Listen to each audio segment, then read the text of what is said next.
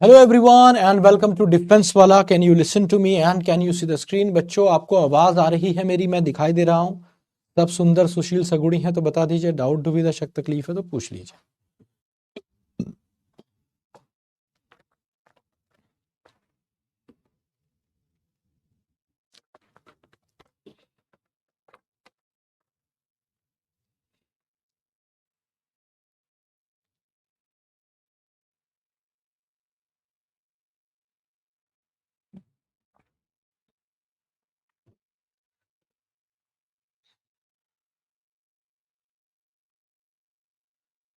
ठीक है। तो आइए बात करते हैं इडियम्स और फ्रेजेस की, क्वेश्चन टैग की, वन वर्ड सब्स्टिट्यूशन, इन्वर्जन। ये सब हमने अभी तक किया है और इन्वर्जन एक आसान सा चैप्टर था। मुझे उम्मीद है आपने डीपीपी लगाई होगी, अच्छा स्कोर भी किया होगा। तो इन्वर्जन का स्कोर एक बार मेरे साथ फटाफट आप अपना शेयर कर दीजिए, बहुत तेज।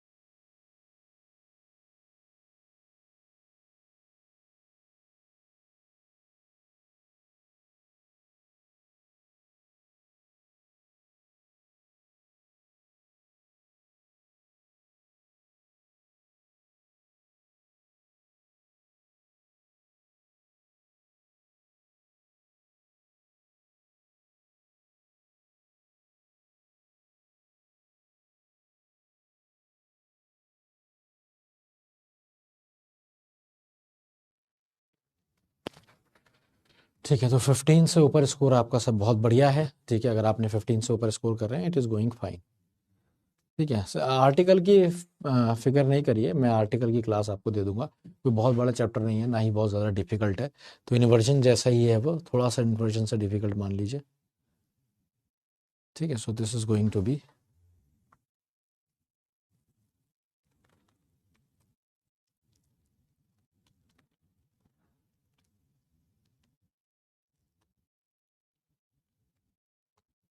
तो आप ये गलत कर रहे हैं। ऐसा नहीं करिए, डायरेक्ट नरेशन से आप क्लास नहीं स्टार्ट कर सकते। आप सरदर्द बनेंगे क्लास के लिए भी और लोगों के लिए भी। जाके पहली क्लास देखिए, सबसे पहली क्लास से स्टार्ट कीजिए।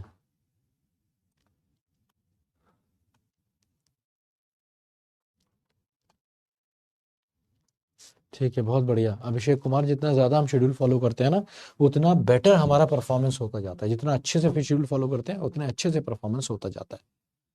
ठीक है, आगे बढ़े।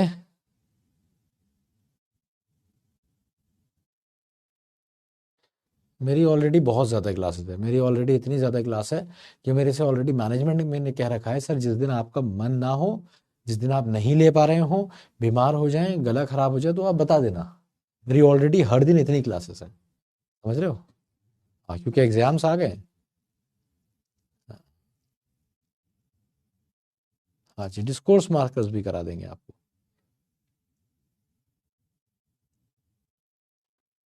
एक बार तुम्हारे पास डिस्क्रिप्शन दे रखा है ना, तुम्हारे पास डिस्क्रिप्शन नहीं है क्या? तुम्हारे पास ऐप में डिस्क्रिप्शन होता है, उसमें जाके देखो, उसमें सारी क्लासेस लिखी हुई हैं, कौन कौन सी क्लासेस होनी है, कौन कौन सी रह गई हैं।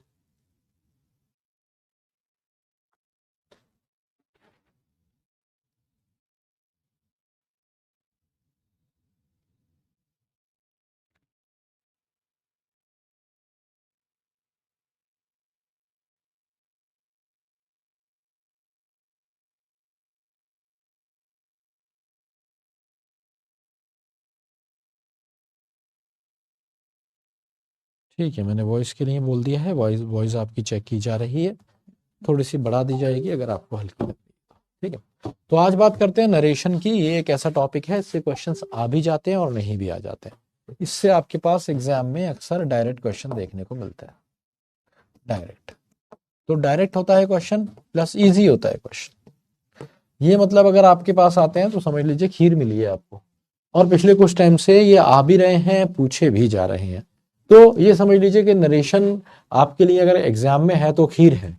तो खीर खाने में किसी को प्रॉब्लम नहीं होती है, भरे पेट में भी खा ली जाती है। ठीक है, खाली पेट में भी खा ली जाती है। तो ये it is something quite easy.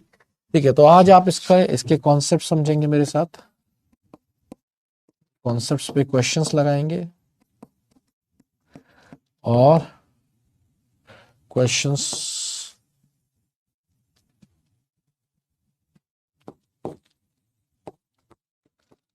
Vocabulary भी कहीं ना कहीं आपका इंतजार कर रही है। ठीक है, so this is going to be an interesting class.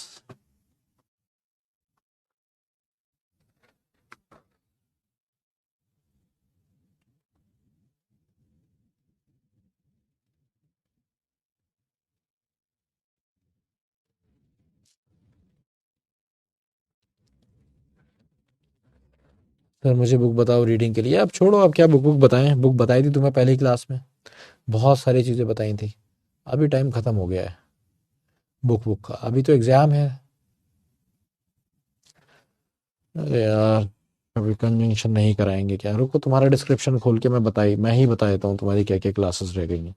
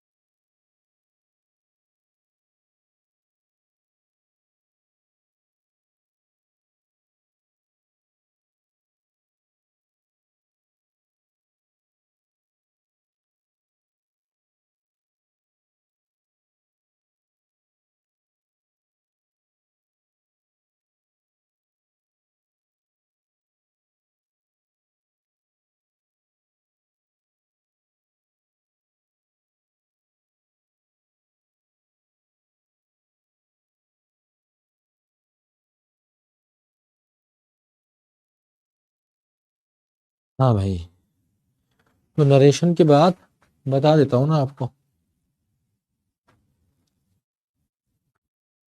ठीक है, पर ठीक है, आप नहीं होता मुझे पता है, इस बैच में आके मुझे अब थोड़ी देर बकवास करनी है, मेरे को भी आदत ही हो गई है, क्योंकि इस बैच का बच्चा बड़ा अपाहिज है, इतना अपाहिज है कि वो ये शेड्यूल देख के भी खुद नहीं देख सकता क्या क्या क्लासेस रह गई। तो भैया देखो, तुम्हारी नरेशन के बाद सॉरी 2.0 है 1.0,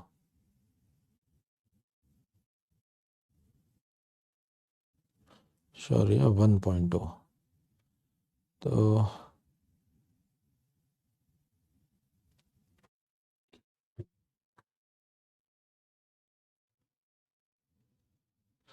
ये रहा शौर्य 1.0। फिर डिस्क्रिप्शन में जाइए, डिस्क्रिप्शन में जाके नीचे आपको इंग्लिश मिल जाएगी,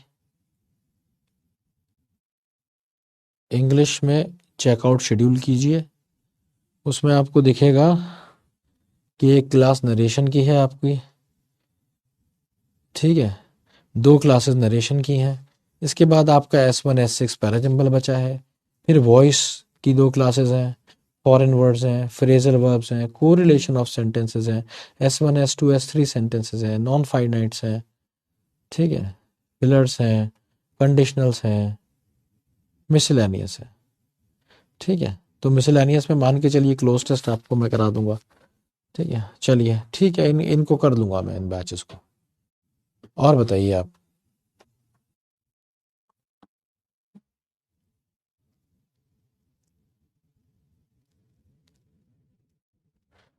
और बताओ क्या चाहते हो, और पढ़ोगे या नहीं पढ़ोगे, या हो गया? हाँ, क्लोज टेस्ट करा देंगे।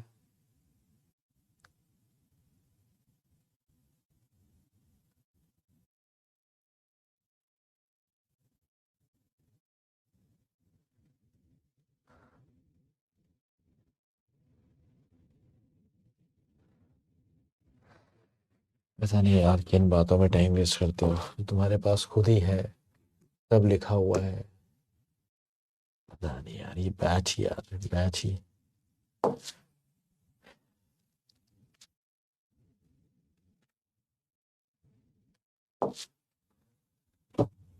देखो भाई, तुम्हारे बैच में ना एक प्रॉब्लम है। तुम लोग ना, जो तुम्हारे पास है, तुम उस पर वर्क नहीं करते हो। तुम्हें लगता है सर क्लोज टेस्ट ना छोड़ दें, आर्टिकल ना छूट जाए मेरा। लेकिन प्रॉब्लम ये है, जो तुम्हें पढ़ा दिया वो भी तुम्हें कब आया? जो तुम्हें पढ़ाया तुम्हें वो आया? नहीं आया ना। तो तुम जब अपने हिस्से का काम नहीं करते हो ना, तो तुम यही सोचते हो ये भी रख लूँ, ये भी रख लूँ, ये भी रख लूँ, ये भी रख लूँ। अपने हिस्से का काम करो, ये सब बहुत छोटी चीज़ है। क्लोज टेस्ट आर्टिकल सब करा दूंगा मैं, पर तुमसे नहीं होगा, आखिरी दिन तक नहीं होगा। याद रखना ये वाली बात। तुमसे क्यों नहीं होगा? क्योंकि तुम्हारी अप्रोच खराब है। बहुत सारे लोग नहीं कर पाएंगे ऐसे, ठीक है। तो हर क्लास में हमारा टारगेट ये होता है कि जो टीचर डिलीवर हमें करने आए यार, उसको हम इम्बाइब करें, उसको सीखें, उस पर प्रैक्टिस करें, वो तैयार करें। तुम्हारा ये टारगेट ही नहीं होता है। तुम्हें लग रहा है कितना रह गया है, कितना हो गया है। अरे यार पता नहीं किस सोच से देखते हो क्या। यही वजह होती है, बैच पे बैच, बैच पे बैच खरीदते रहते हो, सिलेक्शन होता नहीं है। सोच में प्रॉब्लम है, प्रॉब्लम है सोच में। जब सोच सही नहीं होती तो तैयारी अपने आप ठीक नहीं होती है। जब सोच सही हो जाती है, तैयारी अपने आप ठीक हो जाती है। चलिए, तो नरेशन शुरू करते हैं। नरेशन क्या होता है ना, नरेशन को अगर एक भाषा में, एक बात में मैं बताऊं, पता है इस सब को करके तुम क्या करते हो? मेरा जो रिगर होता है, जो मैं प्लान करके आया होता हूँ, जिस तरीके से मेरे को लेक्चर डिलीवर करना है, वो सब खराब कर देते हो यार। तो मेरे दिमाग में आता है, अरे बच्चे तो अभी पता नहीं क्या है सोच रहे हैं, फिर मेरा लेक्चर अफेक्ट हो जाता है, और मैं वो डिलीवर नहीं कर पाता हूँ जो मैं करना चाहता हूँ। I am just being very honest to you. तुमको ये बात पता नहीं कितनी बार मैं समझा चुका हूँ, पर तुम्हें फर्क ही नहीं पड़ता इस चीज से। कोई कह रहा है मैं नरेशन से ही शुरू कर रहा हूँ। क्यों भाई, पागल है तू? क्रैक है? क्या हो गया तेरे को? क्यों करेगा तू नरेशन से शुरू? नरेशन से शुरू करना होता तो मैं करता ना नरेशन से शुरू। तो ये ऐसी पागलों की टोली आती है क्लास में, हर दिन कोई ना कोई, कई सारे ऐसे होते हैं। तो नरेशन को अगर एक शब्द में बताऊं तो इसका मतलब होता है चुगली। चुगली का मतलब है एक बात तुमसे कही गई और तुमने उस बात को रिपीट करा, किसी और से जाके कहा, तो वो चुगली हो जाती है। इंग्लिश में उसे नरेशन कहते हैं। दो तरीके के नरेशन होते हैं। आपने क्लास 6, 7, 8, 9, 10 में बार बार ये पढ़े होंगे, तो मैं भी उम्मीद करता हूं कि आपको आते होंगे। फिर भी मैं इसमें लगभग सारे ही कॉन्सेप्ट कवर करने की कोशिश करूंगा, ठीक है। जैसे मैंने कहा, she said, comma, inverted commas,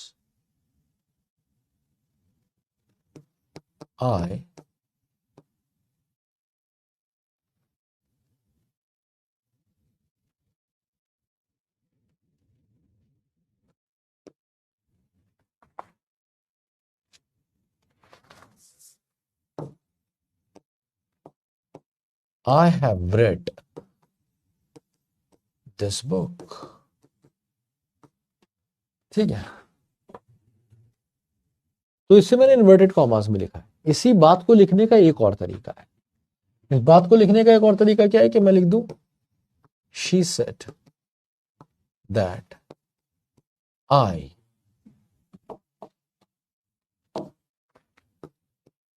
she had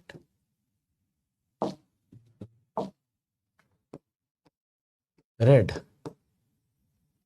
that book। तो ये है डायरेक्ट नरेशन। ये वाला कौन है? ये कहलाता है डायरेक्ट नरेशन। ये क्या होता है, इसके बारे में कुछ बातें मैं आपको बताता हूं। ये होते हैं exact words of the narrator. Exact word of the narrator का मतलब है जैसा उसने कहा था उसी चीज को बिल्कुल वैसे ही रिपीट कर दिया गया, exact word of the narrator. और इसीलिए इसको कहां लिखा जाता है, इन्वर्टेड कॉमास में लिखा जाता है, इसीलिए रिटन इन इन्वर्टेड कॉमास। ठीक है, ये वाला जो है नीचे वाला, ये वाला है इनडायरेक्ट स्पीच, इसमें से कॉमा वगैरह हट जाते हैं, अभी मैं आपको सिखाऊंगा कैसे। ठीक है, इसे और बेहतर तरीके से समझते हैं एक और एग्जांपल से। मान लीजिए मैंने लिखा he said to me, comma, inverted commas, you deceived us। ठीक है, तो इसमें आपको देखने को मिलेंगे दो पोर्शन।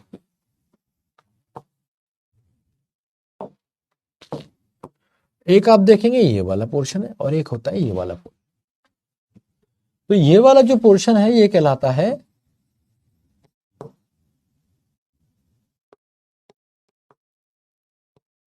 रिपोर्टिंग वर्ब, और ये वाला जो पोर्शन है ये कहलाता है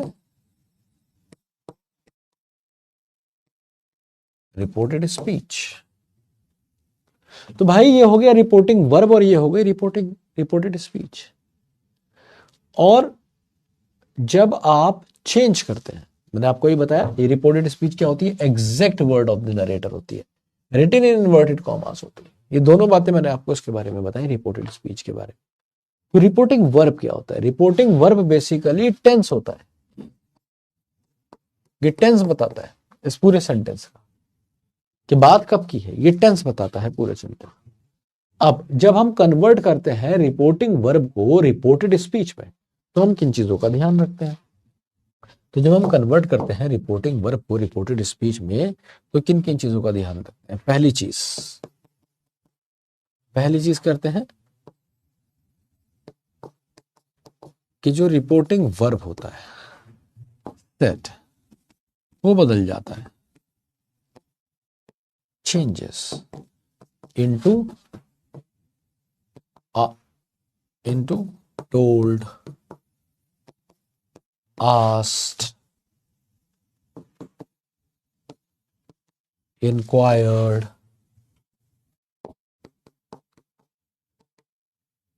exclaimed। ठीक है, suggest, etc। ठीक है, रिपोर्टिंग वर्ब सेड बदल जाता है टोल्ड में। ठीक है, आप कहेंगे यहां क्यों नहीं बदला, क्योंकि यहां पे सिर्फ सेड था। एक्चुअली जो बदलता है ना, उसको अगर मैं पूरा लिखूं तो ये हो जाएगा सेड टू। सेड नहीं बदलता, लेकिन अगर मैं सेड टू लिख दूं तो ये बदल जाता है। सेड भी बहुत केसेस में बदलता है, ये आप आगे जानेंगे। दूसरा पार्ट, दूसरी चीज ये है जो आपको याद रखनी है, द टेंस ऑफ द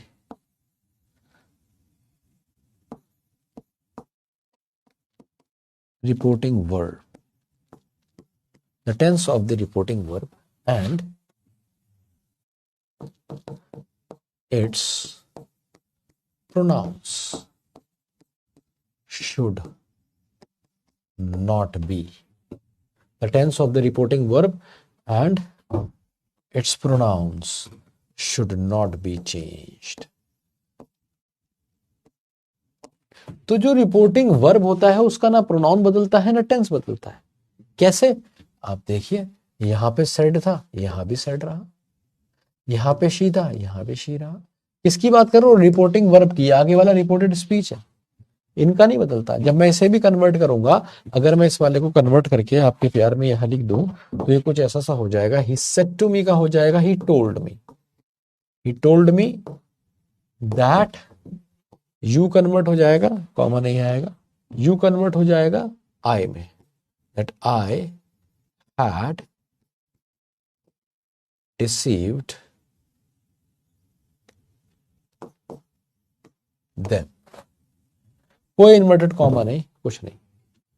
तो यहां से इसे कन्वर्ट करना हमने शुरू करा। मैंने क्या बताया कि भाई इसका ना प्रोनाउन चेंज करना है ना टेंस चेंज करना है। तो हमने ना इसका प्रोनाउन चेंज किया, दोनों प्रोनाउन सेम है, सॉरी ये वाले दोनों प्रोनाउन सेम है, दोनों प्रोनाउन सेम। टेंस ये भी सेकंड फॉर्म थी, ये भी सेकंड फॉर्म है, टेंस नहीं बदला। हमने सेट टू का टोल्ड तो किया लेकिन टेल नहीं कर सकते हैं, हैव टोल्ड नहीं कर सकते, हैड टोल्ड नहीं कर सकते, कभी भी नहीं कर सकते। रिपोर्टिंग वर्ब का ना कभी आप टेंस चेंज करेंगे और ना ही कभी आप इसका प्रोनाउन चेंज करेंगे।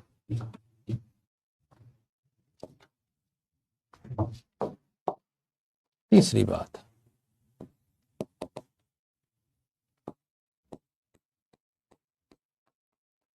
Conjunction that is used. Conjunction that का इस्तेमाल होता है किस चीज के लिए?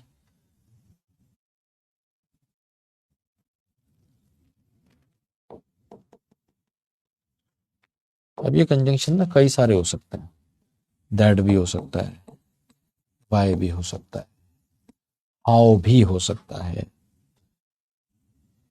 या फिर इफ भी हो सकता है, वेदर भी हो सकता है।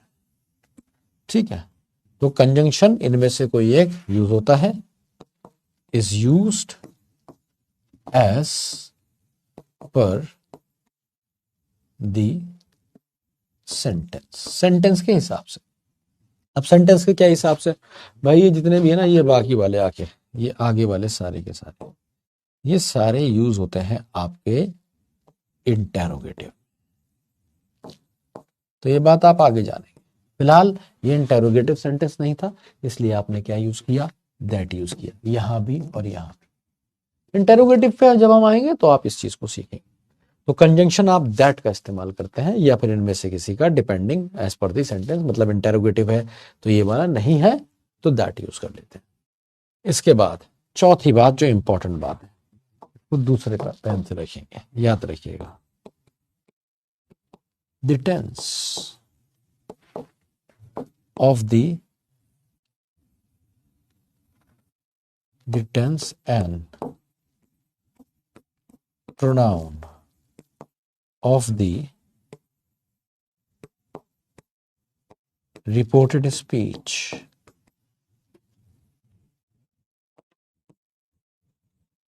should be changed। टेंस बदल जाएगा, किसका बदल जाएगा? रिपोर्टेड स्पीच का, आगे वाले का। देखो यहां भी बदला, प्रेजेंट परफेक्ट से पास्ट परफेक्ट हो गया, यहां भी बदला, पास्ट इंडेफिनिट से फिर से पास्ट परफेक्ट हो गया। कैसे बदलेगा ये आगे जानोगे, पर बदलेगा आगे वाले का ही टेंस, पहले वाले का रिपोर्टिंग वर्ब का कभी टेंस नहीं बदलेगा, रिपोर्टेड स्पीच का ही टेंस बदलेगा। ठीक है, so the tense and pronoun of the reported speech should be change, उसे आपको बदलना ही पड़ेगा। ठीक है, पांचवा part, the tense and pronoun of the reported speech should be change.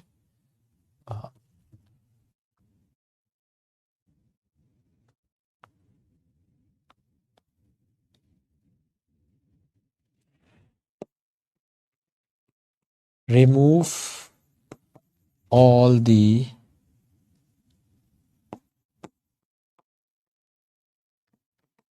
punctuation marks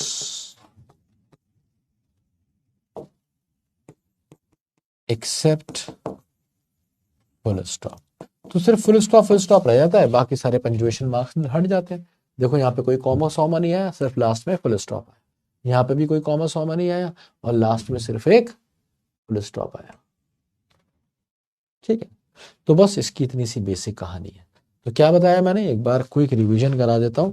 ठीक है, एक और सेंटेंस लिख देता हूँ जिससे एक क्विक रिवीजन हो जाएगा। Raman said to him, comma inverted commas, you didn't help them। ठीक है, तो कैसे बनेगा?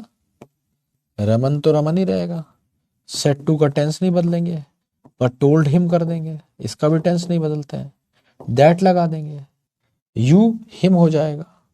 कैसे बदला ये यू का हिम कैसे हुआ, ये भी मैं आपको सिखाऊंगा। तो ही hadn't helped देम।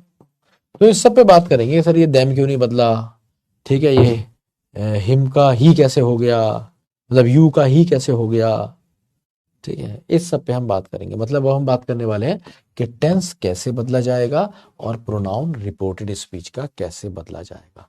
यहां तक क्लियर है तो बता दीजिए, डाउट है तो पूछ लीजिए।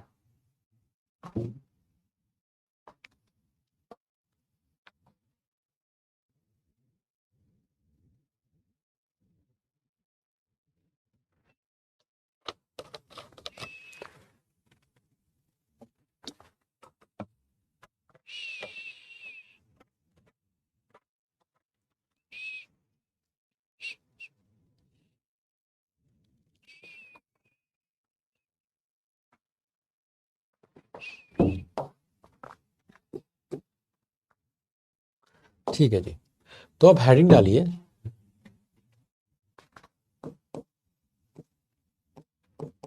Change in pronoun.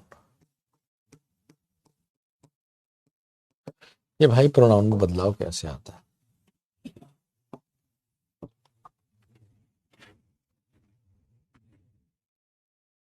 Change in pronoun,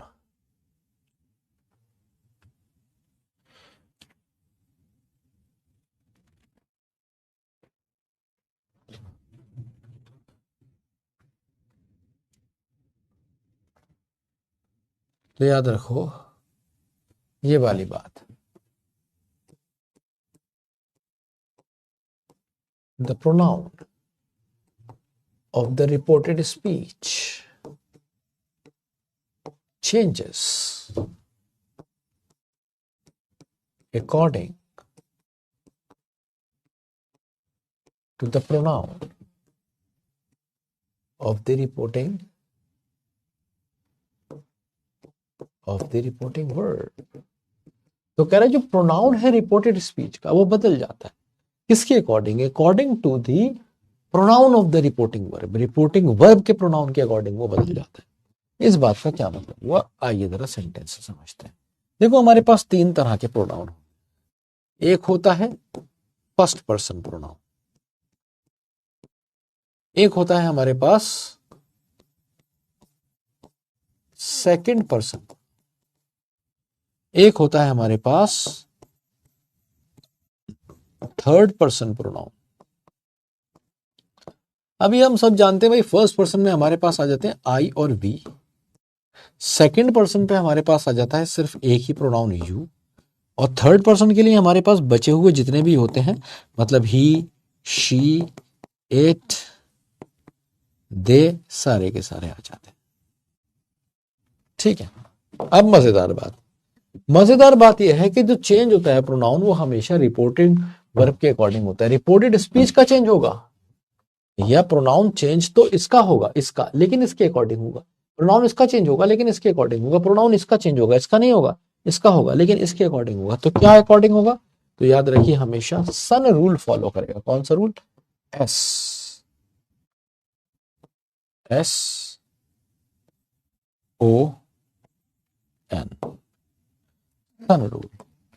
तो एस का क्या मतलब है, एस का मतलब है कि भाई अगर फर्स्ट पर्सन प्रोनाउन है, इसीलिए इसके आगे लिखा है अगर फर्स्ट पर्सन प्रोनाउन है तो किसके अकॉर्डिंग चेंज होगा, subject of the reporting verb, reporting verb के सब्जेक्ट के अकॉर्डिंग। अगर सेकंड पर्सन प्रोनाउन है तो किसके अकॉर्डिंग चेंज होगा, object of the reporting verb. भाई अगर थर्ड पर्सन प्रोनाउन है तो चिंता ही नहीं है, चिंता नहीं करनी इसकी, ये बदलेगा ही नहीं। आइए देखते हैं कैसे। मैंने सेंटेंस लिखा ही, फर्स्ट पर्सन प्रोनाउन के साथ लिखूंगा she said to him, comma inverted commas, I never go against the authority। ठीक है, बंद कर दिया आपने सेंटेंस इन्वर्टेड कॉमा लगा। अभी आपको उसका ना टेंस देखना है, कुछ नहीं देखना है, सिर्फ ये देखना है कि भाई प्रोनाउन कैसे बदला जा रहा है। टेंस बदला जा रहा है नहीं बदला जा रहा है, आपके काम की बात ही नहीं है। टेंस पे हम आगे बात करेंगे। अभी सिर्फ आपको ये देखना है कि इसका प्रोनाउन बदला जा रहा है या नहीं बदला जा रहा है। तो शी सेड टू हिम का क्या हो जाएगा? शी सेड टू क्या हो जाएगा? टोल्ड। शी टोल्ड हिम क्या? दैट। आई कौन से पर्सन का प्रोनाउन है? फर्स्ट पर्सन का प्रोनाउन है, फर्स्ट पर्सन का। तो किसके अकॉर्डिंग चेंज होगा? According to the subject of the reporting verb. Subject क्या है रिपोर्टिंग वर्ब का? शी। तो ये भी क्या बन जाएगा? She. She never went against the authority. ठीक है। अब देखो, आपको बस क्या ध्यान रखना है कि फर्स्ट पर्सन के अकॉर्डिंग ही चेंज होना चाहिए। अगला सेंटेंस देखिए, they said, they said to him, comma, inverted commas,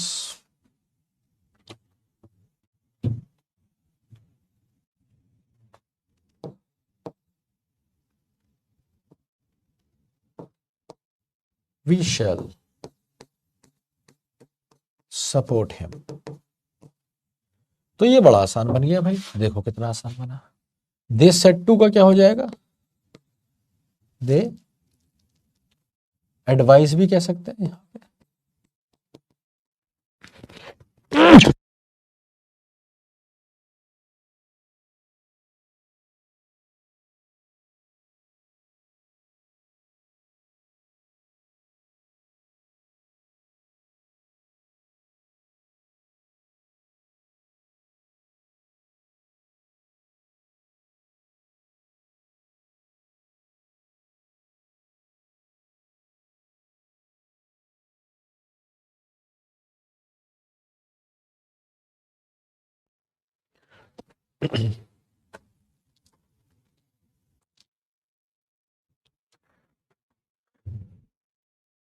They advised him that we, first person pronoun है, किसके अकॉर्डिंग चेंज होगा? Subject. They would support him. Him third person pronoun है, change ही नहीं होगा। ठीक है। वी का दे कैसे हुआ? क्योंकि फर्स्ट पर्सन के अकॉर्डिंग लगेगा, इसलिए ये दे हो गया। कहानी खत्म। कितना आसान था। ठीक है, चलिए अब बढ़ते हैं आगे। अब कोई भी ये नहीं पूछेगा सर यहाँ पे वुड क्यों आया। टेंस की हम बातें नहीं कर रहे हैं, जब टेंस की बात करेंगे तब पूछना। ठीक है। Object of the reporting verb. अब ये देखिए, अगर सेकंड पर्सन प्रोनाउन है, Raman said to me, comma, inverted commas, you got failed. तो जब आप इसको बनाएंगे तो बड़ा आसान है। रमन का रमन रहेगा, सेड टू बन जाएगा टोल्ड, मी का मी ही रहेगा क्योंकि उसका चेंज नहीं करते हैं। दैट किसके अकॉर्डिंग? ऑब्जेक्ट। तो जो सेकंड पर्सन है, अगर यू दिया हुआ है रिपोर्टेड स्पीच में, तो आप उसे किसके अकॉर्डिंग? जो रिपोर्टिंग वर्ब का ऑब्जेक्ट है उसके अकॉर्डिंग बदल देंगे। इसको सब्जेक्ट के अकॉर्डिंग बदला, इसको ऑब्जेक्ट के अकॉर्डिंग, तब हो इसी के अकॉर्डिंग रहा है, मतलब रिपोर्टिंग वर्ब के अकॉर्डिंग हो रहा है। तो यू की जगह आप क्या कर देंगे? I had got failed. सिर्फ प्रोनाउन देखना है, टेंस देखना ही नहीं कैसे बदला। ठीक है। आप एक बात याद रखिए, if the pronoun of the reporting verb is missing, ऐसा भी हो सकता है कि जो रिपोर्टिंग वर्ब है उसका प्रोनाउन ही नहीं दिया गया। If the pronoun of the reporting verb is missing, use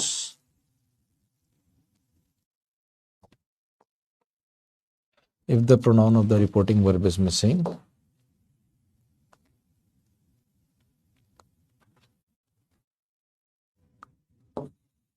use first और थर्ड पर्सन प्रोनाउन। तो भाई फर्स्ट और थर्ड पर्सन प्रोनाउन का तुम्हें इस्तेमाल करना है। जैसे मान लो मैंने लिखा रमन सेड, सिर्फ इतना ही होता, कॉमा इनवर्टेड कॉमास। यहां पे यू ही होता क्योंकि हम सेकंड पर्सन की ही बात कर रहे हैं। You are playing well. तो भाई ये दोनों तरीके से बन सकता है। ये कैसे बन सकता है? रमन सेड दैट, ये आई भी हो सकता है और ये ही भी हो सकता है, दोनों सही है। रमन सेड दैट आई और ही, अगर मैं आई कहूंगा तो भी वॉस ही कहूंगा, ही कहूंगा तो भी वॉस प्लेइंग क्रिकेट। और वैसे भी हमें अभी इसको नहीं देखना है कि वर्ब क्या है, हमें सिर्फ देखना है प्रोनाउन कैसे बदला। तो यू का क्या हो गया? आई भी कह सकता हूं, ही भी, दोनों बिल्कुल सही, कोई डिफरेंस नहीं है। जब पता नहीं है तो फर्स्ट पर्सन या थर्ड पर्सन हो जाएगा, सेकंड का सेकंड नहीं होगा, बस ऐसे याद रखो, सेकंड का सेकंड नहीं होगा, ठीक है। यू का यू नहीं होगा, फर्स्ट और थर्ड में से कोई भी हो जाएगा। और भैया अगर आ जाए सीधे थर्ड पर्सन प्रोनाउन, ठीक है, जैसे he said to me,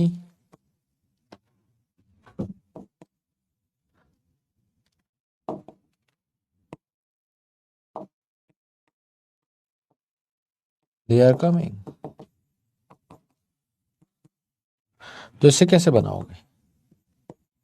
he told me, said to का told हो गया, that they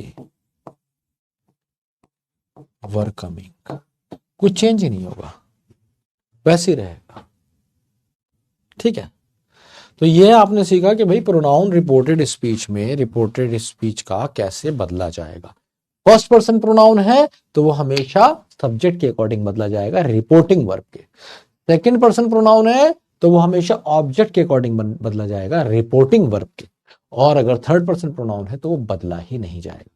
अगर सेकंड पर्सन प्रोनाउन में ऑब्जेक्ट नहीं दे रखा है तो अपने पास से आई या ही जो अच्छा लगे लगा सकते हैं। Is this clear to all of you? समझ आ गया प्रोनाउन कैसे चेंज करेंगे? तो हम आगे बढ़ेंगे, टेंस बदलना सीखेंगे।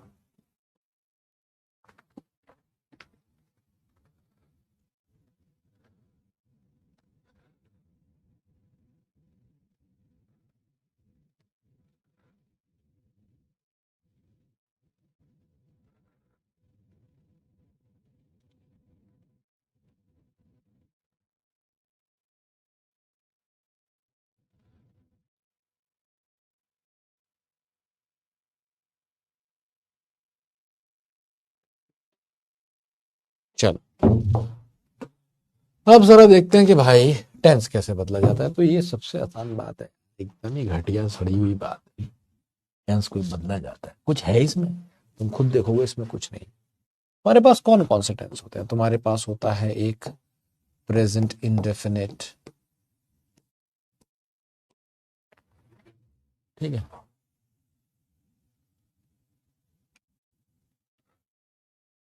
फिर तुम्हारे पास होता है एक प्रेजेंट कॉन्टिन्यूअस, फिर आ जाता है प्रेजेंट परफेक्ट, फिर कौन सा आता है? Present perfect continuous. तो अगर हम देखें तो ये मेनली हमारे पास चार होते हैं। इनको बदलना कितना आसान यार, क्योंकि आप नरेशन में है। नरेशन में क्या कर रहे हैं? हम चुगली कर रहे हैं। तो चुगली किसकी करते हैं? चुगली हमेशा बीते हुए की करते हैं। तो बीते हुए की करते हैं तो याद रखिए, नरेशन मीन्स पास्ट। चुगली क्योंकि पास्ट की होती है, हर सेंटेंस को पास्ट में ले जाने की कोशिश करी जाएगी, हर सेंटेंस को। इसीलिए अगर आपको प्रेजेंट इंडेफिनिट मिलता है तो आपको उसको चेंज कर देते हैं, किसमें? Past indefinite. इसी तरीके से अगर प्रेजेंट कॉन्टिन्यूअस मिलता है तो उसको चेंज कर देते हैं, किसमें? Past continuous. इसी तरीके से अगर प्रेजेंट परफेक्ट मिलता है तो उसमें चेंज कर देते हैं ऐसे कैसे, पास्ट परफेक्ट में। अब प्रेजेंट परफेक्ट कॉन्टिन्यूस मिल जाए तो किसमें चेंज कर दोगे, पास्ट परफेक्ट कॉन्टिन्यूस। तो वही कहानी खत्म, कुछ करना है इसमें, प्रेजेंट का पास्ट करते जाओ। अब बढ़ते हैं आगे।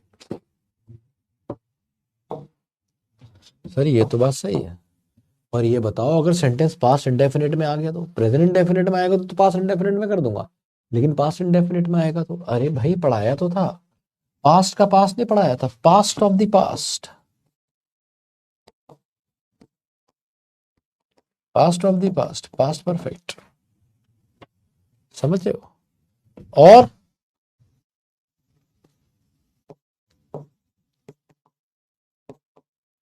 पास्ट ऑफ द पास्ट, ये भी तो कॉन्टिन्यूस का भी तो ज्यादा पास में जाते हो तो यही हो जाता है, तो पास्ट परफेक्ट कॉन्टिन्यूस। तो अगर कोई सेंटेंस पास्ट कॉन्टिन्यूस का है तो आप उसे पास्ट परफेक्ट में चेंज कर देंगे, अगर पास्ट कॉन्टिन्यूस का है, पास्ट इंडेफिनिट का है तो पास्ट परफेक्ट में चेंज कर देंगे, पास्ट कॉन्टिन्यूस का है तो पास्ट परफेक्ट कॉन्टिन्यूस में चेंज कर देंगे। अब सवाल आता है सर अगर सेंटेंस है हमारे पास, किसका, इससे ही आ जाए, किससे, पास्ट परफेक्ट से या पास्ट परफेक्ट कॉन्टिन्यूस से।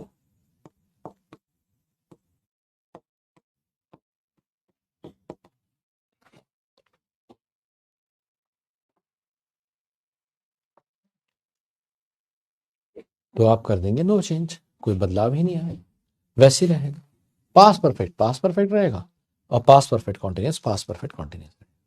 तो इसका सिंपल मीनिंग है कि भैया जहां तक चेंज हो रहा है प्रेजेंट का पास्ट में करते जाओ, पास्ट का और पास्ट में करते जाओ, नहीं हो तो हाथ खड़ा कर दो, वैसे ही उतार दो, सिंपल है। ठीक है।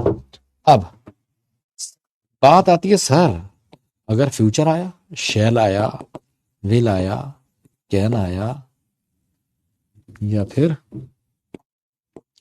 मे आया तो आसान है, शैल का शुड, विल का वुड, कैन का कुड, मे का माइट, ये करते जाओ। ठीक है। इसके अलावा और बहुत सारी छोटी छोटी चीजें जो बचपन से तुम्हें सिखाई जा रही है, कॉमन सेंस वाली चीजें, इतने बड़े होकर तुम्हें ये नहीं बताना चाहिए किसी भी टीचर को, मतलब इसमें तुम्हें खुद कॉमन सेंस लगाना चाहिए कि भाई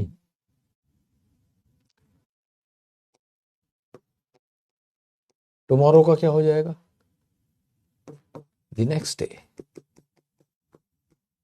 समझ रहे हो। इसी तरीके से यस्टरडे का क्या हो जाएगा, the previous day.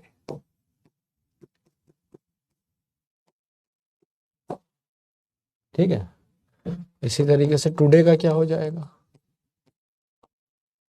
That day. This का क्या हो जाएगा, दैट हो जाएगा।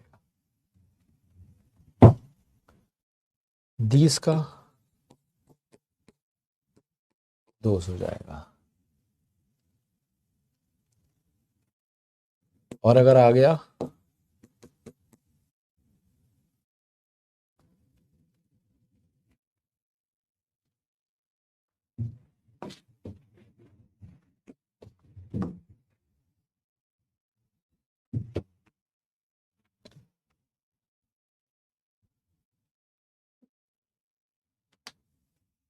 और भी छोटे छोटे होते हैं, नाउ का देन हो जाता है अक्सर। ठीक है। इस तरीके से भी ये चेंज हो जाता है। तो टेंस को चेंज करना उतना ही आसान है, प्रोनाउन से भी ज्यादा आसान है। प्रेजेंट का पास करते रहो, पास्ट को पास करते रहो, जहां कहानी खत्म वहां बातें खत्म, बस उसको चेंज ही नहीं करना। क्लियर है यहां तक, किसी का कोई डाउट।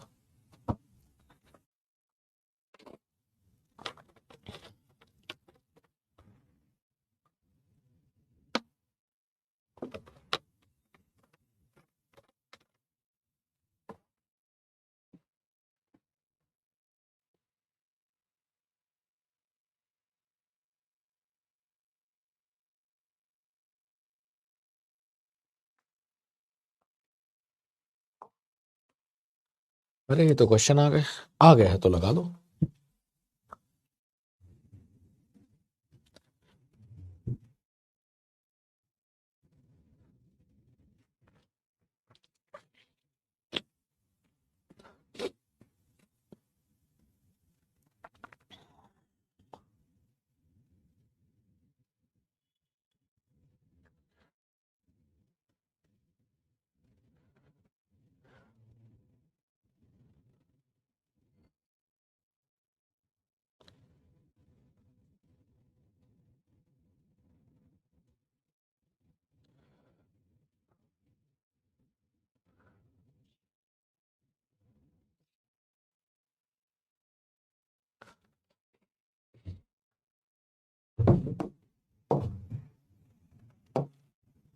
तो ये कितना आसान क्वेश्चन था, आसान क्वेश्चन से हमने स्टार्टिंग करी।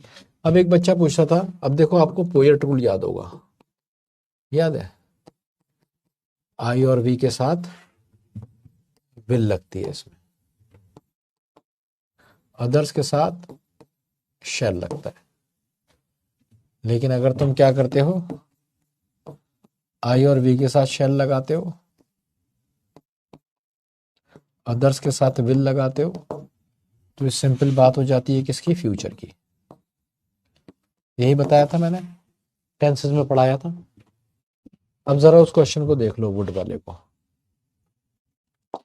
वुड वाला क्वेश्चन कह रहा था,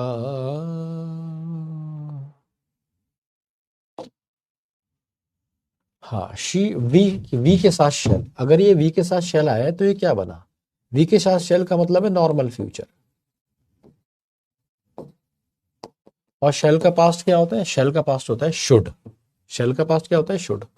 लेकिन अगर तुम दे के साथ शेल का पास्ट लगाओगे, शुड लगाओगे, तो ये तो क्या बताएगा, दे के साथ शेल तो पोएट बता देगा। इसलिए ये वाला सेंस यहाँ पे नहीं आया। दे के साथ आपने वुड लगाया क्योंकि आपको नॉर्मल फ्यूचर ही बताना था, इसलिए सब्जेक्ट जब चेंज हुआ, वी का दे हुआ, तो आपने शेल का वुड किया, ना कि शुड किया। आई बात समझ में?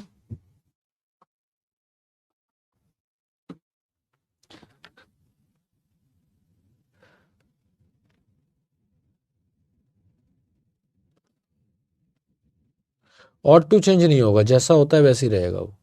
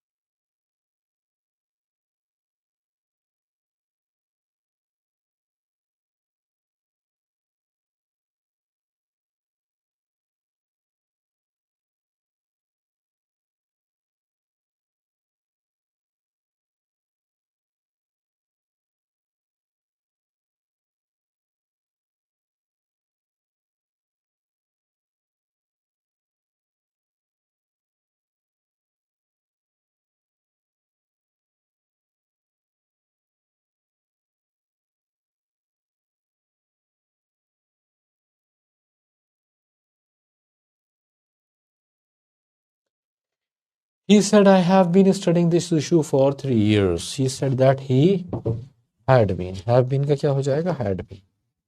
तो आंसर हो जाएगा भाई ये।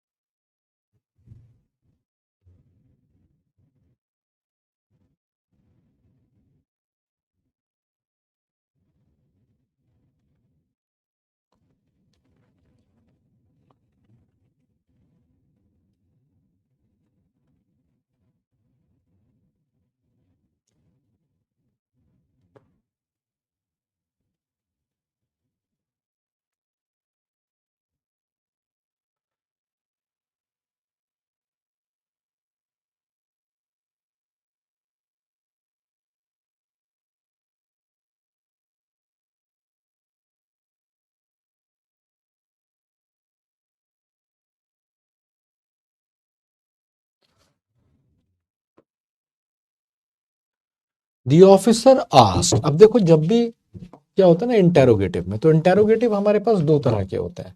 एक होते हैं हमारे पास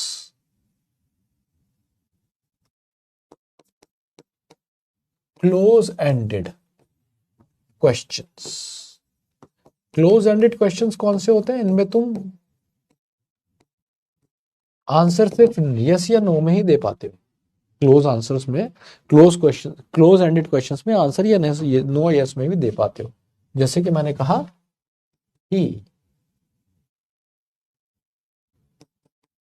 he said, inverted commas,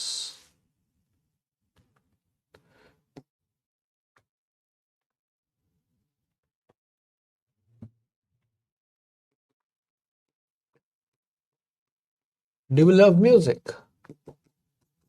अब भाई एक बात याद रखो,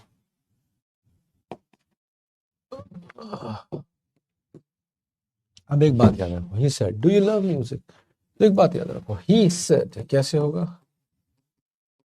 दैट। अब यहां पे दैट नहीं आया, यहां पे हम यूज करते हैं या तो इफ या फिर वेदर। कब? जब हम बात कर रहे होते हैं क्लोज एंडेड क्वेश्चन। तो इफ कर लो वेदर कर लो, दोनों सही है, कोई गलती नहीं। He said if, tense change कर दो। यू कौन से पर्सन का प्रोनाउन है? सेकंड पर्सन, ऑब्जेक्ट कुछ है नहीं तो आई कर देते हो। वेदर आई लव्ड म्यूजिक, तुम कहोगे ये क्या हुआ? हाँ जी ऐसा ही होता है। क्या हुआ है?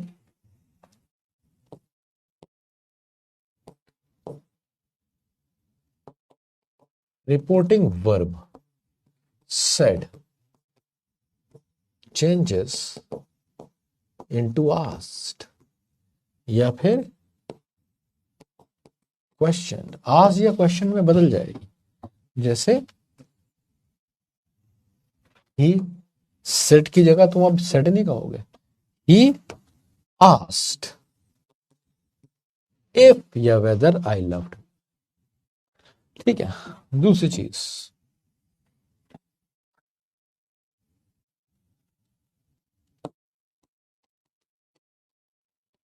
कंजंक्शन इफ और वेदर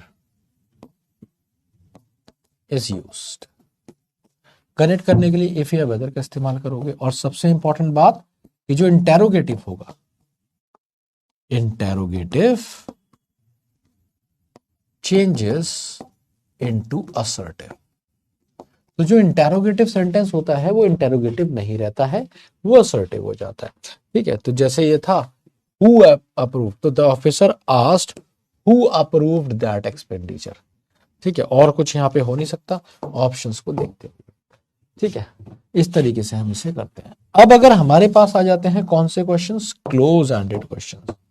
तो जो क्लोज एंडेड होते हैं, क्लोज एंडेड क्वेश्चंस कौन से होते हैं? जिनका आंसर यस और नो में हो ही नहीं सकता।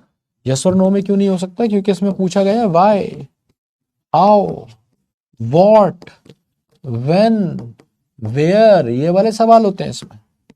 तो उसका जवाब, भाई किसी ने तुमसे पूछा व्हाट इज योर नेम, तुमने कहा यस यस, झापड़ मार देगा मुंह पे तुम्हारे वो। ठीक है, पागल वागल है कि भाई पूछ रहे व्हाट इज योर नेम, तो आंसर यस नहीं हो सकता, यस थोड़ी तुम्हारा नाम है, डिटेल्ड आंसर होता है। ठीक है, ऐसे में इस केस में क्या होता है? Conjunction should be the question word. Conjunction जो होगा वो हमेशा क्वेश्चन वर्ड ही होगा। जैसे why, how, what, when, where, ये कंजंक्शन ही आपका क्वेश्चन वर्ड होगा। Conjunction should be the question word. और बाकी सारी चीजें, all other rules remain same, बाकी सारे रूल सेम रहेंगे। जैसे he said, comma, inverted commas, why did you come, तुम काहे आए? तो ही आस्क्ड क्या, व्हाई, यू को कर देते हैं ही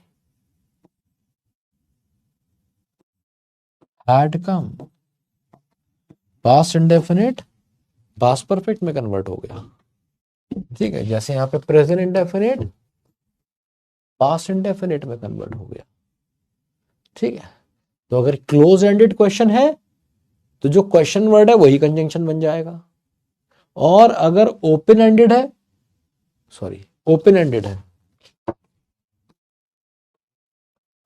अगर ओपन एंडेड क्वेश्चन है, ओपन एंडेड मतलब ये खुले रहेंगे, तो ये डिटेल में इनका आंसर होगा। ठीक है, वाई, हाउ, व्हाट, वही कंजंक्शन बनेगा। और अगर क्लोज एंडेड है, हाँ ना में जवाब है, तो इफ या वेदर कंजंक्शन का काम करेगा। B is the correct answer. Next question, किसी का डाउट हो इस पे तो पूछ लीजिए।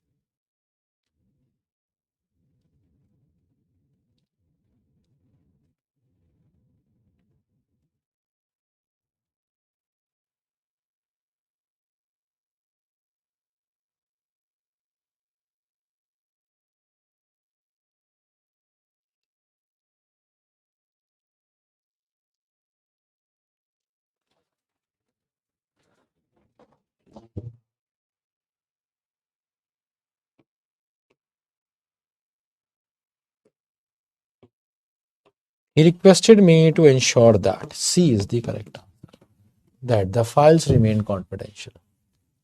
ठीक है, आसान है, इसमें रिक्वेस्टेड के साथ सिर्फ टू ही लग सकता है, टू के बाद आईएनजी नहीं आती, ऑप्शंस इजी एलिमिनेशन है, स्टेट ये भी नहीं जाएगा, कोई और हो नहीं सकता, तो टू, रिक्वेस्टेड के साथ टू लगता है। ठीक है, एक और इस तरीके से समझ सकते हैं जो इंपैरेटिव होता है, ये कौन से इंपैरेटिव, तो इंपैरेटिव वालों को मैं आपको नेक्स्ट क्लास में समझाऊंगा। ठीक है, फिलहाल इसका आंसर सी हो जाएगा। आज क्वेश्चन का लगा लेते हैं, काफी सारे बाकी के कल समझेंगे। कोई बात नहीं, पोल नहीं आ रहा अपने पास, नोट कर लो आंसर।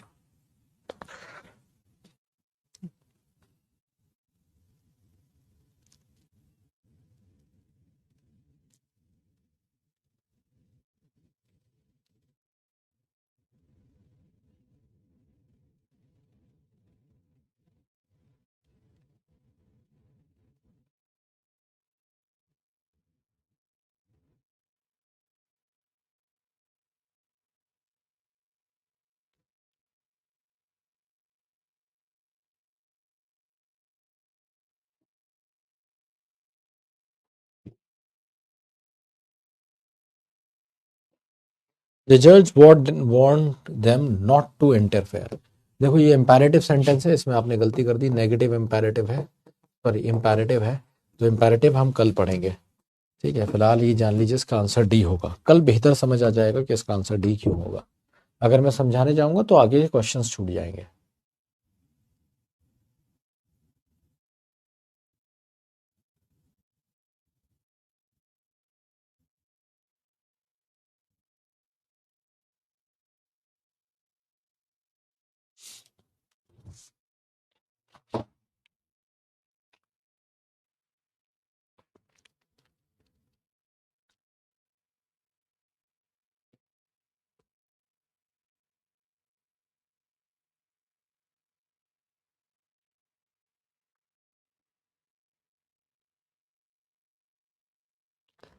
अशोका फोकस्ड, आगे भी तो लिखो।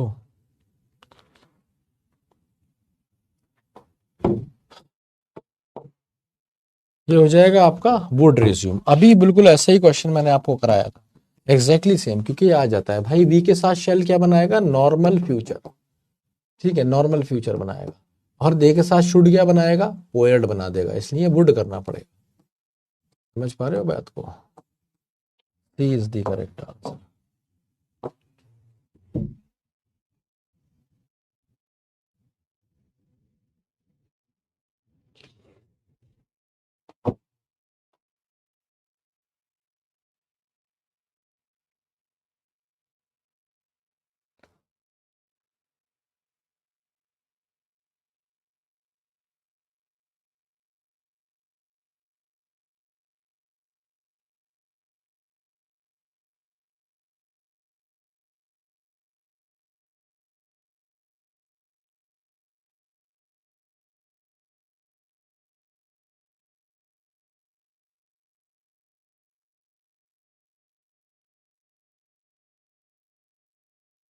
ये कोई नॉवेल वगैरह में तुमने पढ़ा होगा, इस तरीके से वो ग्रामर को यूज करते हैं। इसलिए मैं कहता हूँ, जब तुम मेरे से पूछते हो सर हमेशा ऐसे ही होगा, तो मैं इसलिए कहता हूँ कि रीडिंग करो। रीडिंग करोगे तो इन रूल के पार जाते हो तुम। जब वो लिखते हैं ना, तो जब भी कोई चीज लिखी जाती है तो उसमें इस्तेमाल की जाती हैं भावनाएं, और कहीं कहीं ग्रामर को पार करके हम चीजों को लिखते हैं। तो अशोका फोकस्ड के बाद हैज, अशोका फोकस्ड हैज, कोई वहां पे पंचुएशन हो सकता है, ऊपर की बात हो सकती है, उससे आप उसका मीनिंग समझ सकते हैं। वो ग्रामर उसकी गलत है पर उसका मीनिंग वही आ रहा है, मीनिंग तो समझा ही जा सकता है, कोई इतनी डिफिकल्ट नहीं है वो। ठीक है, क्या कह रहा है, Ashoka focused has to tell who she was, तो इसका मतलब है कि अशोका का क्या था, जो फोकस था वो ये जानने में था कि वो कौन थी। ठीक है, तो बस ये इसका मीनिंग आप समझेंगे और आगे बढ़ जाएंगे, क्योंकि बहुत केसेस में आपको दिखेगा, नॉवेल्स में, मैगजीन्स में, नॉवेल्स में खास तौर पे ग्रामर के साथ वो they play with the grammar, तो वो ऊंचा नीचा कर देते हैं, आगे पीछे कर देते हैं, तो उससे आपको ग्रामर वेरीफाई नहीं करनी है। और ऐसा हर बार नहीं होता है, हर पेज पे नहीं होता है, रेयर होता है, मतलब होता है पर कम होता है। ठीक है, चलिए, the instructor said let us consider, तो लेट अस, लेट अस इसका इसका मतलब शेल से होता है भाई, तो सजेस्ट किया तो सजेस्ट का सजेशन शेल शुड हो जाएगा, शुड रिकंसीडर। तो ये इंपैरेटिव वाले हैं, इनसे परेशान नहीं होइएगा। कौन से हैं ये? इंपैरेटिव है, ये तुम्हें कराए नहीं है, बस ऐसी तुम्हें पटकी दी जा रही है। आज कल के लिए मजबूत किया जा रहा है तुम्हें। आज क्वेश्चन मत बनाओ, कल बनाना क्वेश्चन। आज अपनी अकल से बनाओ, कल चैप्टर खत्म हो जाएगा तो मजा आ जाएगा।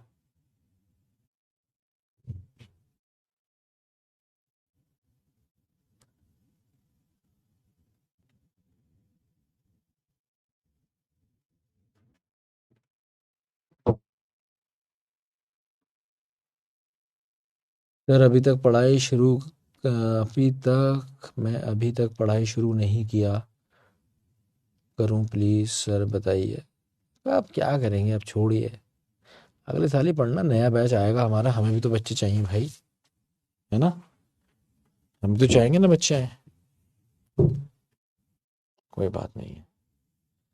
देखो भाई, इससे उन बच्चों का कॉन्फिडेंस बढ़ता है जिनकी तैयारी है, उनको पता होता है कंपटीशन कम हुआ। तुम जैसे बच्चों का भी बड़ा महत्व है, मैं बता दूं ना। बच्चा डर जाता है कि भैया 5 लाख बच्चों ने इस बार फॉर्म भरा है, 5 लाख बच्चों ने, ये जान के ना, अच्छा जी 5 लाख बच्चे एग्जाम देने जा रहा है, नहीं देने जा रहा।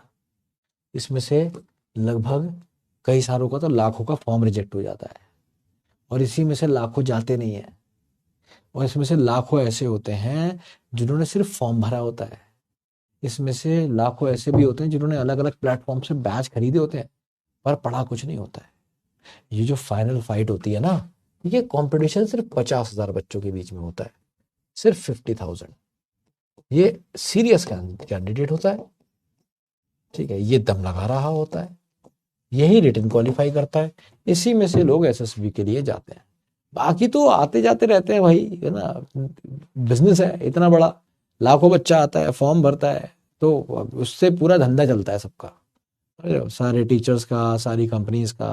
तो मैं बड़ा शत शत नम करता हूँ सारे बच्चों को, ठीक है, क्योंकि कहीं ना कहीं उनका भी योगदान है ये सारे बिजनेस को चलाने में। ये बेचारे बार बार ऐसे ही करते हैं, बार बार बैठ लेते हैं, बार बार नहीं पढ़ते हैं, फिर बैच लेते हैं, फिर नहीं पढ़ते हैं ना। तो एक बच्चा 4 4 5 5 बार बैच लेता है, उससे हमारा बिजनेस चलता है, ठीक है, हमारा काम होता है।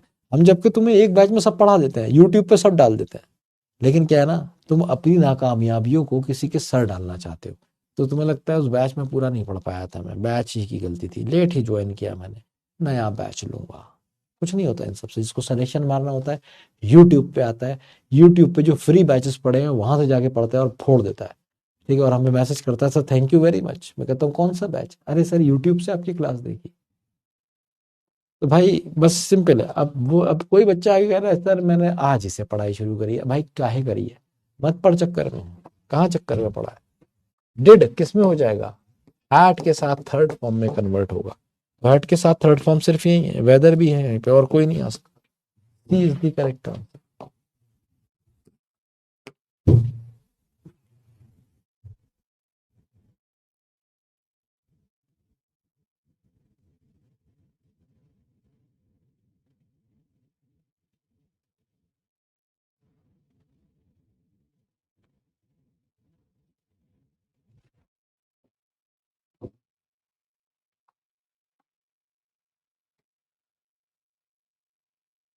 नहीं कर पाओगे मनाब, नहीं कर पाओगे।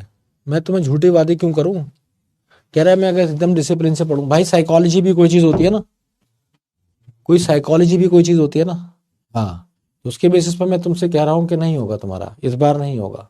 तुमने रीडिंग नहीं करी है, तुमने शेड्यूल फॉलो नहीं करा है, अभी तुम्हें शायद सिलेबस भी नहीं पता होगा, तुमने क्लासेस नहीं देखी हैं, आज से तुम शुरू करने की सोच रहे हो, अभी भी टाइम है नहीं तुम्हारे पास, नहीं होगा, ठीक है। एक तरीका फिर भी, मैंने जो बहुत सारे बच्चे हैं, शौर्य 2.0 स्टार्ट हुआ है, एक शेड्यूल दिया है मैंने। अगर तुम हर दिन वो शेड्यूल फॉलो कर लो, चाहे खाना खाओ ना खाओ, ठीक है, चाहे सो ना सो, हर हाल में हर दिन उस शेड्यूल को फॉलो कर लो, तो ये मैं तुमसे वादा करता हूँ कि तुम्हारी अंग्रेजी तैयार हो जाएगी, अंग्रेजी में दिक्कत नहीं आएगी। बाकी सब्जेक्ट को नहीं कह सकता।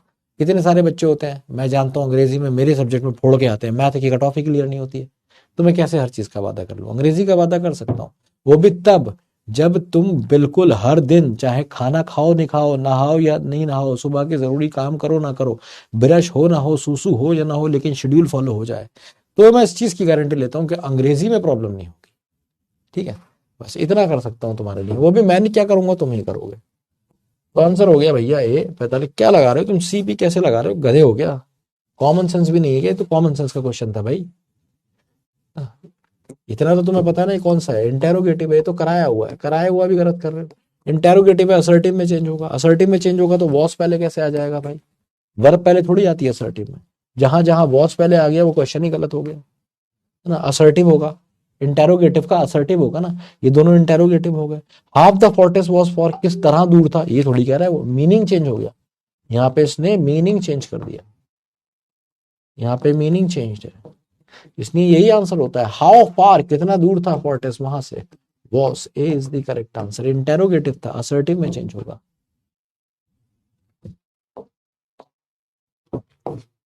बस इतना ही है, कोई स्कोरिंग चैप्टर नहीं है, बस वो शेड्यूल फॉलो करना है अंधा बन के, बिल्कुल। और मेरी क्लास देखते रहो, डीपीपी लगाते रहो, बस अंधा होके वो शेड्यूल फॉलो कर लो, इससे ज्यादा कुछ नहीं है। इंपॉर्टेंट चैप्टर अंग्रेजी में कोई नहीं है, कोई इंपॉर्टेंट चैप्टर नहीं है, चैप्टर वाइज आता ही नहीं है। यही तो गधों की पहचान होती है। ये स्कूल में क्या करते थे, हम भी उन्हीं में से थे। हम तो गए नहीं यार किसी कॉम्पैरेटिव एग्जाम में, हमें पता था हमारी औकात नहीं है इसके लिए, हमने कुछ और कर लिया, अपना जीवन बना लिया। लेकिन ये गधों की पहचान होती है, उनको लगता है स्कूल में भी तो ऐसी बात होती है, लास्ट दिन में हम कर लेते थे।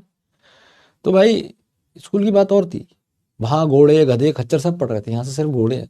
और दूसरी बात यह है, एनडीए का पेपर यूपीएससी सेट करता है, ठीक है, तो ऐसा नहीं करने देगा तुम्हें कि तुम आए 2 महीने में फोड़ फाड़ के चले गए, ऐसे नहीं होता है।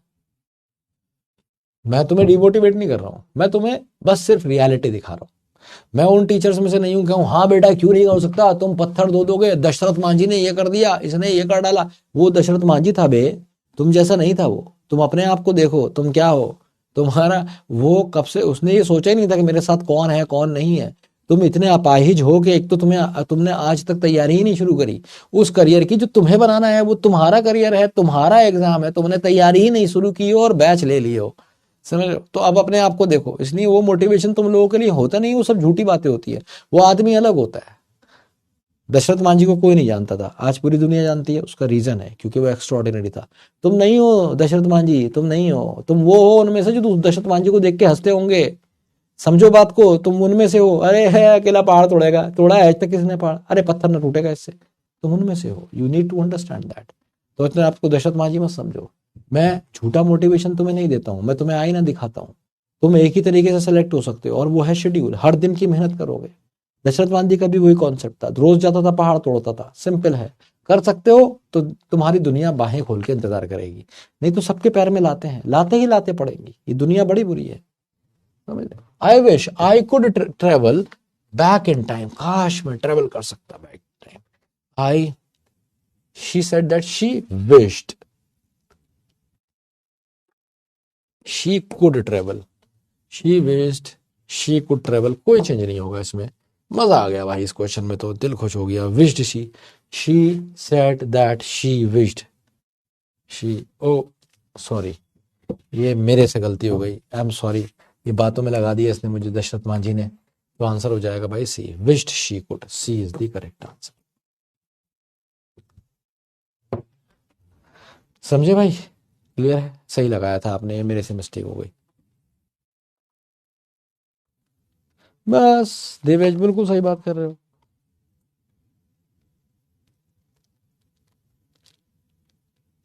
ठीक है,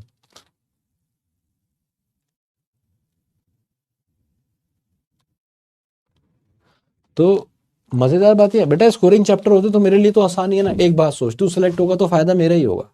तू सेलेक्ट होगा, तेरा नंबर हमारे पास है, हम कहेंगे हमारा रिजल्ट है ये, यस DW, हम कहेंगे ना, तो तू सेलेक्ट होगा तो हमारा ही फायदा है। इसलिए मैं तुझे झूठ नहीं बोल रहा, मैं तेरा टाइम नहीं खराब करना चाह रहा। तू मान नहीं रहा है सच को, तो इस बात को समझ। अंग्रेजी में कोई स्कोरिंग चैप्टर नहीं है, अंग्रेजी में सब कुछ जो है ना इंटरकनेक्टेड है, समझ रहे हैं? सब कुछ इंटरकनेक्टेड है।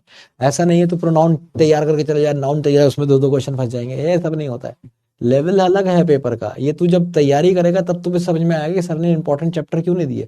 नहीं तो मैंने आज तक कभी किसी को इंपॉर्टेंट चैप्टर नहीं दिए, होते ही नहीं, क्योंकि एनडीए में इंपॉर्टेंट चैप्टर हो ही नहीं सकते हैं, पॉसिबल नहीं है। होते तो हम इंपॉर्टेंट चैप्टर क्यों नहीं देते? जो है भी वो भी वही तैयार कर सकते हैं जिन्होंने पूरा सिलेबस पढ़ा है। वही इंपॉर्टेंट चैप्टर भी तैयार कर सकते हैं। परेशानी ये है, इंटरलिंक्ड क्वेश्चंस आते हैं।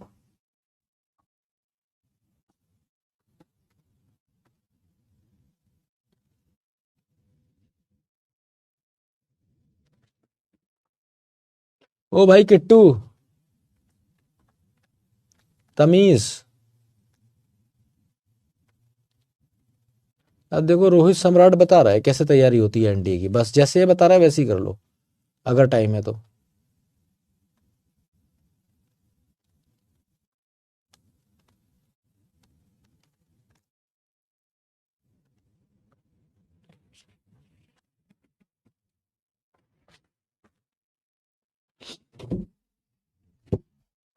He said that he would leave for the frontier next morning.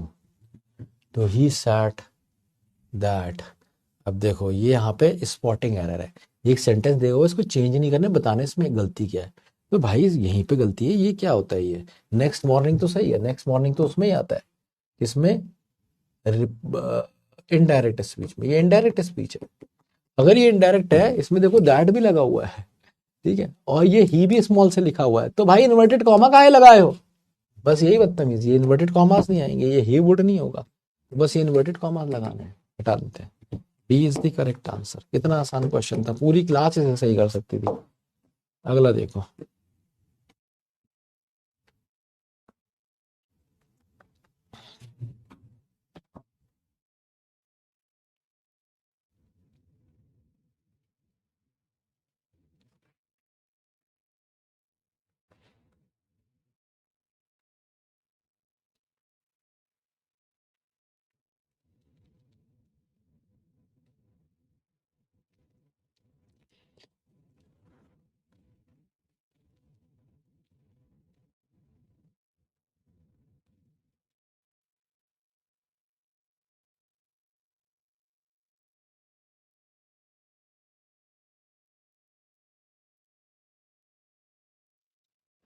लेकिन उससे कोई फायदा नहीं होता ना। अब एक बच्चा कह रहा है सर आपके नोट्स भी देख लूं तो उससे क्वेश्चन फंस जाते हैं, मैं मानता हूं इस बात को, पर उससे सिलेक्शन नहीं होता।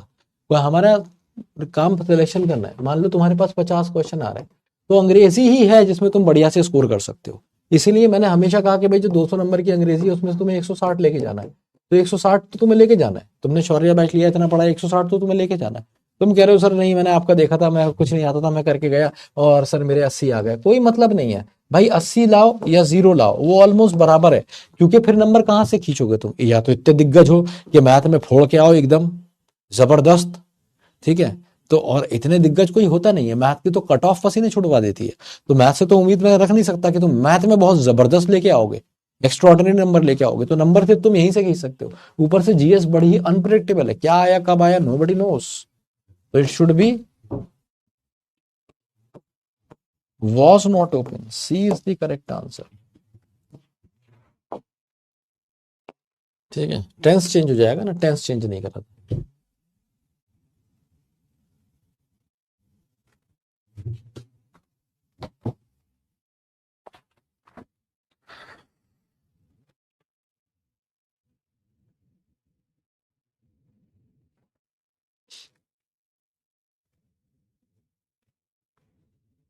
बीएससी के पेपर से एनडीए की तैयारी में हेल्प मिल सकती है, पर एनडीए के पेपर से मुझे नहीं लगता कि आप बीएससी का पेपर फोड़ देंगे।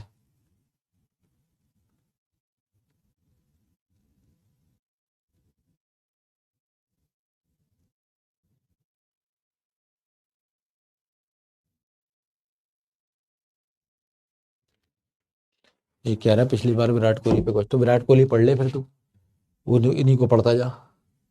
विराट कोहली पे क्वेश्चन नहीं होता, उसमें नाउन विराट कोहली यूज हो गया होगा, विराट कोहली पे क्वेश्चन आया था। दैट और वेदर साथ में नहीं आएंगे ना, अकेला वेदर आएगा। B is the correct answer, double conjunction लगा हुआ।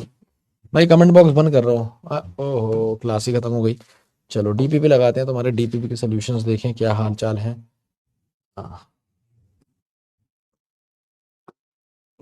तो कह रहा है हार्डली डिड ही, तो हार्डली के साथ did he reach the station, hardly के साथ तो व्हेन आता है, आंसर हुआ C. No sooner did he enter the room, no sooner के साथ देन आता है, आंसर हुआ सी। लिटिल नेगेटिव इंटरोगेटिव है, तो डिड ही रियलाइज होगा, डिड ही रियलाइज, आंसर होगा ए। नॉट ओनली नेगेटिव है, डज ही टीच होगा, है ना, इन्वर्जन फॉलो करेगा, ही टीचेस नहीं होगा।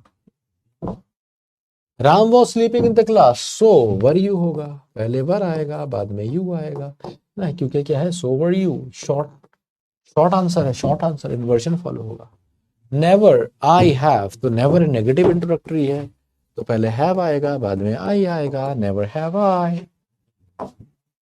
एट नो टाइम, तो एट नो टाइम कहा तो डिड दे ट्राई होगा ना, इन्वर्जन लागू हो जाएगा। अंडर नो सर्कमस्टेंसेस, तो शुड पहले आएगा, अंडर नो सर्कमस्टेंसेस से स्टार्ट हुआ है, तो should small children play, B is the correct answer. On no one, on no account, तो यहां पे भी पहले शुड आएगा, शुड यू लीव ऐसे हो जाएगा। Only after 10 years in the country did she gain हो जाएगा, शी गेन नहीं हो, ठीक है। Never before have I scene,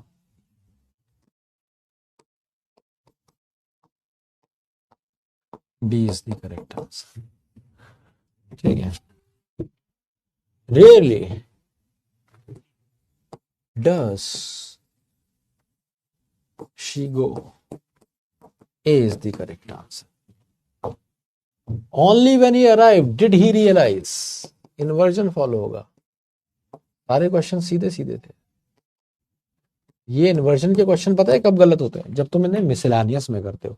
अभी पता होता है इन्वर्जन है तो आसानी से हो जाते हैं। Scarcely had he left the room, तो scarcely had he left the room when the phone rang, कोई गलती नहीं, इन्वर्जन लागू है। तो डिड डू डज के साथ वर्ब की फर्स्ट फॉर्म आती है, 8 यूनिवर्सल रूल से क्वेश्चन था ये। हार्डली हैड ही फिनिश्ड होगा, ना कि ही हैड फिनिश्ड, तो आंसर ए हो जाएगा। Under no circumstances should you हो जाएगा, B is the correct answer. No sooner के साथ हैड ही आता है, ही हैड नहीं आता, हैड ही आता है। क्यों आता है, इन्वर्जन लागू होगा, नेगेटिव इंट्रोडक्टरी है। इसी तरीके से सेल्डम के साथ हैव आई आएगा,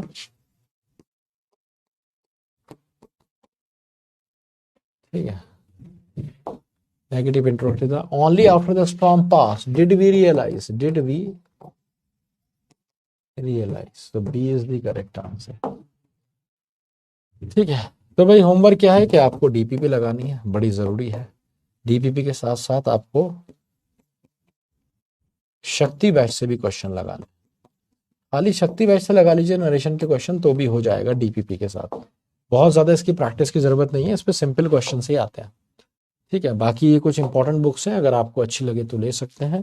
इसमें बहुत सारी बुक्स हैं, बहुत सारे बुक्स का सेट है एक, जहाँ पे आपको चैप्टर वाइज थ्योरी मिल जाएगी, hand picked previous year questions मिल जाएंगे, प्रैक्टिस के लिए एक्सरसाइज वगैरह मिल जाएंगी। तो ये अच्छी बुक्स हैं, आप ले सकते हैं। ये हमारे सोशल मीडिया हैंडल्स हैं जहाँ पे आप हमें फॉलो कर सकते हैं। So this is all about today's class, and if I see Anjali Singh has stopped, भाई 13 में से 12 क्वेश्चन उन्होंने सही कर दिए हैं, विच इज एक्सेलेंट, ठीक है। चलिए, तो अभी के लिए इतना काफ़ी है। आपके डाउट देख के एक बार दिल जला लेते हैं। ऑप्शन डी होगा ना सर, ये हमें नहीं पता कौन सा वाला कह रहे हो भाई, डी होगा ना सर।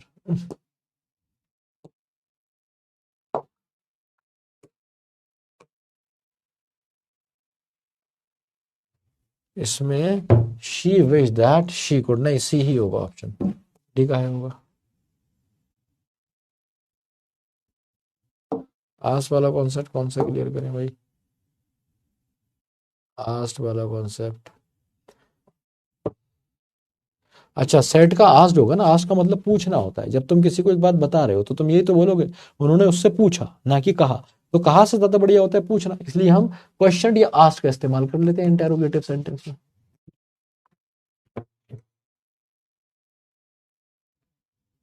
रिपोर्टेड स्पीच का टेंस, चलो टेंस के स्पेलिंग से एक हो प्रियांशु, क्यों चेंज नहीं हुआ, हुआ ना, हर बार हुआ, यहां भी हुआ, यहां भी हुआ। तुम थोड़ा दम लगाओ अपनी आंखों का, शायद देख पाओ।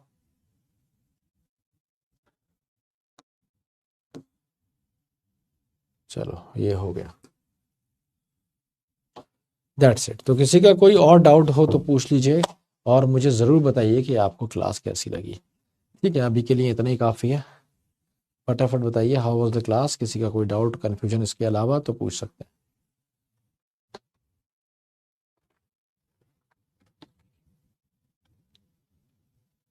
हाँ, डिफेंस टेस्ट पास से भी लगा सकते हैं।